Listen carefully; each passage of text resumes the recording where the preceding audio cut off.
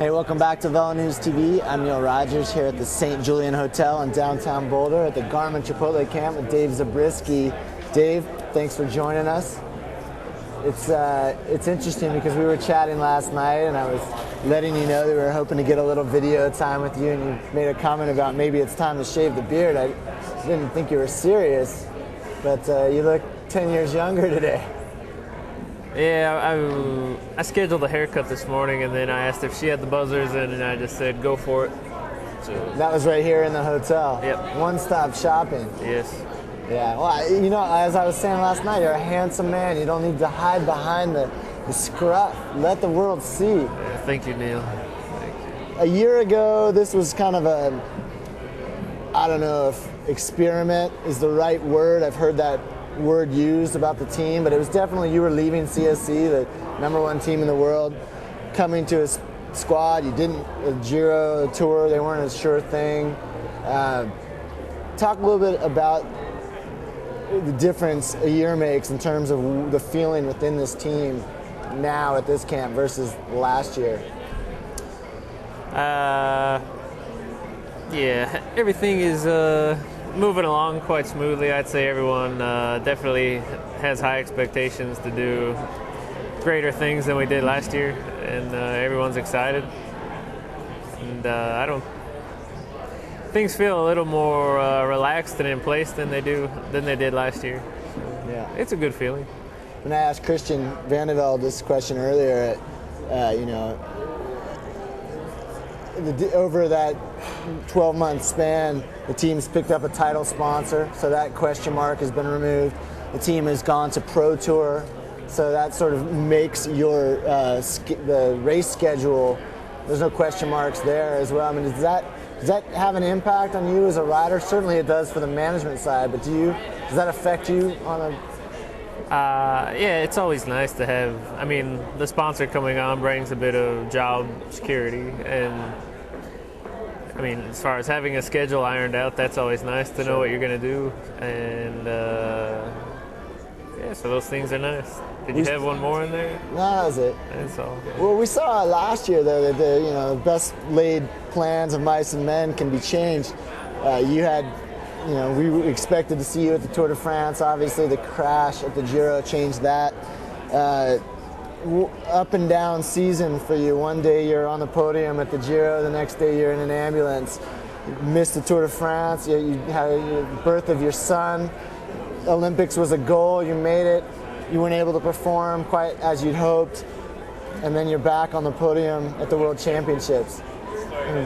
How do you rate 2008 in the life of Dave Zabriskie? I don't think it was a complete disaster. I mean, yeah, some bad luck in there, but I think it was okay. It was okay. It wasn't great. You were sort of, I think you maybe kept the severity of your injuries quiet to a certain extent. I mean, after the Olympics, you basically sort of came out and said, yeah, I'm still not at full power. The muscles are still seized up. Where are you now in your rehabilitation, recovery? Yeah, I mean, I'm not one to give you like a 20%, 50, any of that, but I think it's all going in the right direction. There's still some pain and some issues, but should have plenty of time to get all those taken care of. How about take us through sort of the end of the season for you, the World Championships and beyond. I mean, we saw you off on Just got out of the shower. We saw you out in the break at Perry Tours, correct? Yeah. Obviously, Tyler Farrar was a top sprinter there. You're working for the team, World Championships. I mean, is that? Were you able to end the season feeling good about things after struggling through the middle there? It was good for me at Worlds. That was a decent result considering my season. And Perry Tours, I had a good time doing that. Breakaway, it was kind of an interesting day. And but some of the other races with the little hills in them definitely made my back flare up, and so that makes me realize that I have some things to work on in the off season. So I mean, I wasn't overjoyed at the end of the season. Like, I'm completely healthy. I can't wait for next year because I have things to work on. Yeah. Well, let's talk about that. I mean, you're a father. I want to hear a little bit about how fatherhood has changed things for you and sort of what the off season is like for you. You've got some body issues you need to work on. You've got a son. Take us through sort of a week, a day in the life of DZ. I mean, where your energies are being focused. I'd say not much has changed. I still have like as much time as I need to do what I need to do for myself, and she takes care of him all the rest of the time, and I'm just... She being your wife? Yeah, my wife. If I can be there, I'm there. As much as I can be, I'm there. Yeah. You enjoying being a father? Yeah. I met the little guy earlier. Yeah. Seems like a pretty happy baby. Yeah.